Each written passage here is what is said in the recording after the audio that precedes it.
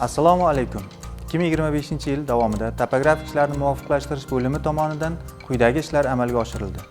Bugungi kunda Davlat kadastrlar palatasida geodeziya hamda topografiya yo'nalishida faoliyat yuritayotgan xodimlar soni 446 nafarni tashkil etib, ular uchun zamonaviy taxiometr, GPS uskunalari, niveler hamda trassa qidirgichdan iborat jami 466 ta geodezik o'lchov uskunalari xarid qilingan. O'zbekiston Respublikasi 937-sonli qonuni ijrosini ta'minlash yuzasidan joriy yilda 4345 ta mahalla fuqarolar yig'ini chegaralari belgilanib, mahalla raislari tomonidan tasdiqlanib, USCAD dasturiga kiritilgan. Reja grafik asosida mahallalarda fasad o'lchov ishlari, ya'ni inventarizatsiya hududlari chegaralarini aniqlash ishlari olib borilmoqda. Jumladan, respublika bo'yicha 114165 ta inventarizatsiya hududi poligon chegaralari o'lchanib, USCAD axborot tizimiga kiritildi. Bu 155725 gektar yer maydoni degani. Yer uchastkalarini jamoat ehtiyojlari uchun doimiy foydalanishga ajratishning ma'muriy reglamentiga muvofiq topografik o'lchov va yer ajratish hujjatlarini tayyorlash ishlari amalga oshirilmoqda.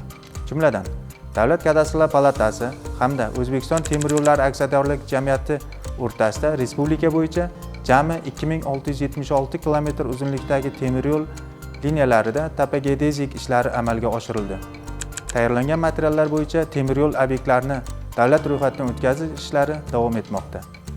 Suv xo'jaligi vazirligi tizim tashkilotlarining obyektlari bo'yicha esa 64954 gektar yer maydonida topografik o'lchov va xatlov ishlari to'liq yakunlandi.